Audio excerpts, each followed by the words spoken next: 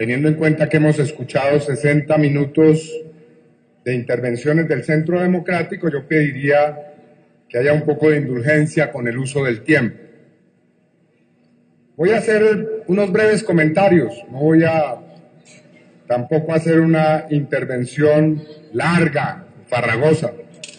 Simplemente voy a poner algunas cosas en su sitio. Primer asunto, por supuesto que aquí hay un debate esencial, que es el debate de la justicia.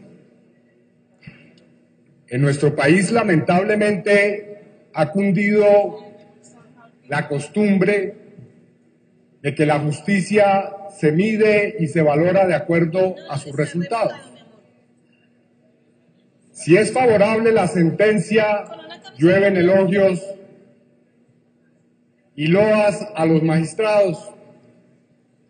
Si en cambio es adversa, aparecen toda clase de improperios, campañas de desprestigio e intentos por silenciar a los jueces. Eso lo hemos visto en distintas etapas del país. Así que voy a señalar un primer elemento que es el siguiente.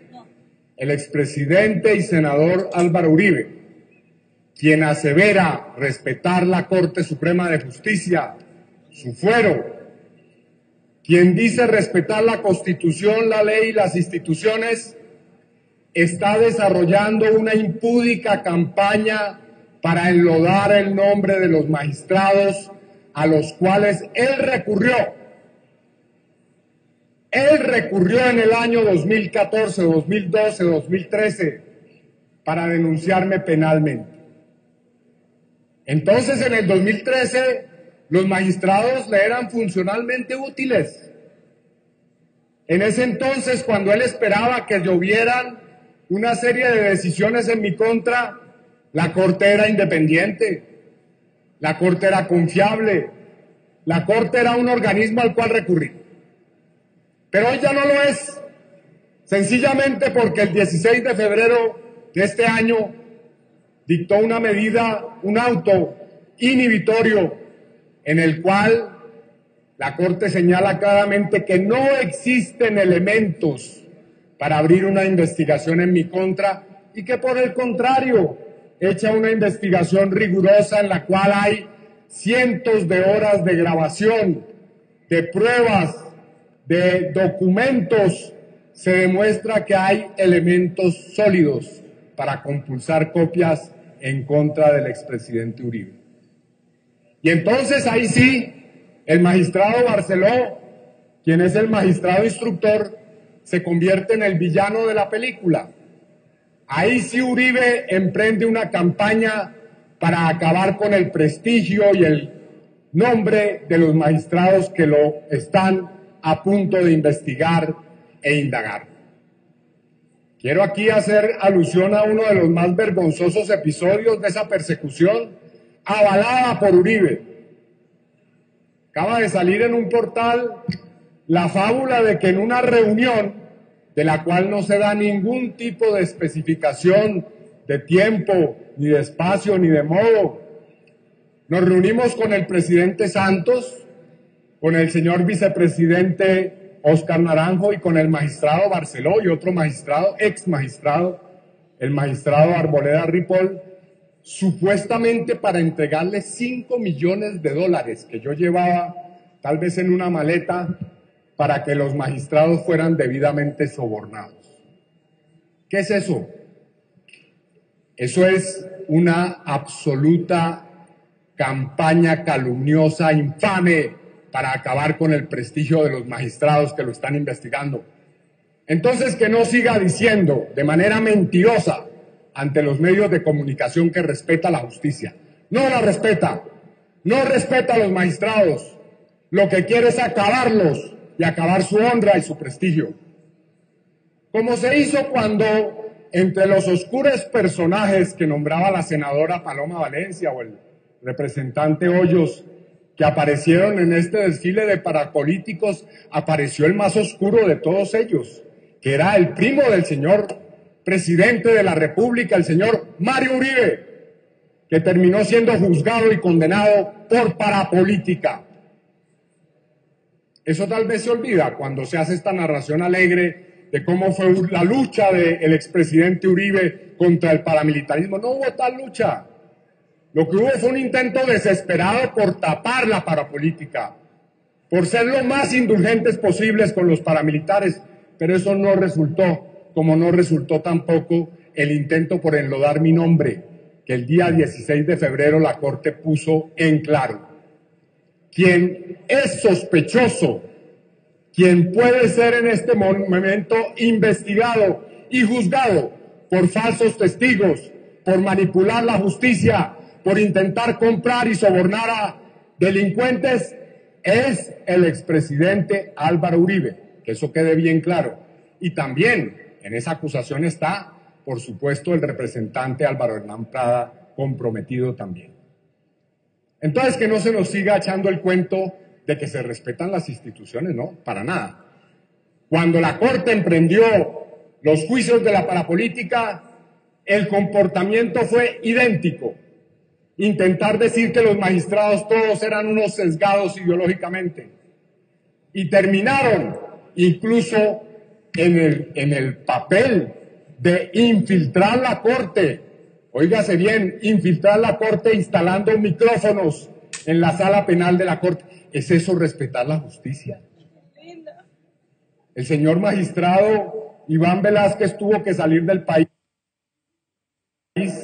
resultado de todos esos hostigamientos. El magistrado Valencia Copete fue objeto de una acerba persecución contra su honra y contra su prestigio.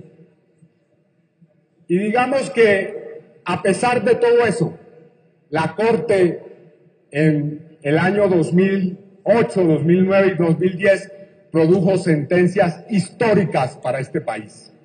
Como es histórico el llamado a indagatoria que le hace hoy al expresidente Álvaro Uribe, es la primera vez que en este país un expresidente es llamado a rendir cuentas ante la justicia. Y eso no debería ser un hecho excepcional. En todos los países latinoamericanos los expresidentes son llamados como cualquier ciudadano ante los jueces. Y yo no he escuchado que por eso se les infiltre y se les espía a los jueces en otros países latinoamericanos. Aquí lo que hay es una campaña para acabar con la Corte Suprema. Y lo dijeron en campaña electoral. Aquí la intención es acabar con todos esos tribunales que estorban y crear una sola Corte que sea, a propósito, un vestido confeccionado a la medida de la impunidad de quienes delinquen de esta manera. Pues no, eso no se va a poder. Hoy está llamado a indagatoria el señor expresidente Álvaro Uribe.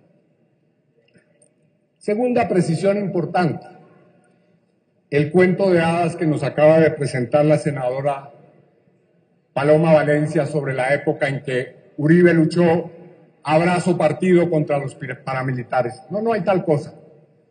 Quienes tenemos un poco de memoria en este país nos acordamos claramente cómo fue ese episodio. Aquí en este Congreso se libraron discusiones y debates supremamente álgidos ante las propuestas que traía el expresidente Uribe para lograr la impunidad de los paramilitares. ¿O es que no nos acordamos de la pregunta número 6 del referendo que planteó Uribe apenas llegando a ser presidente de la República, que decía, palabras más, palabras menos, autorícese por una sola vez que los miembros de grupos alzados en armas puedan llegar al Congreso de la República sin elección y por una sola vez estar en el recinto parlamentario con amnistía y con indulto automático? ¿Eso no les suena familiar? ¿No recuerdan que la Corte Constitucional derogó esa pregunta del referendo que perdió Uribe? Bueno, pues a mí no se me olvida. Y tampoco se me olvida que el primer proyecto de ley que trajeron a este Congreso buscaba la total impunidad de los paramilitares. Y que fue en este Congreso, con los congresistas honestos y probos que estaban del lado de las víctimas, con los periodistas que se opusieron a ese esperpento, que logró salir una ley medianamente decente que se llamó la Ley de Justicia y Paz. Pero como si esto fuera poco, cabe recordar que había una cosa que se llamaba el Pacto de Ralito, o no sé si eso ya se les olvidó a algunos congresistas, el Pacto de Ralito, que era un pacto absolutamente interesante en el cual los paramilitares catapultaban al Congreso a una serie de personas del mundo de la política a cambio de que les hicieran una ley de impunidad. Pero eso no funcionó, y repito, fue gracias a la Corte, fue gracias a los magistrados que de manera valiente se opusieron a semejante proyecto de impunidad y de sevicia que se logró que en Colombia pudiéramos decir que por primera vez decenas de congresistas que estaban mezclados con el paramilitarismo en lo que se llamó la parapolítica terminaron en la cárcel.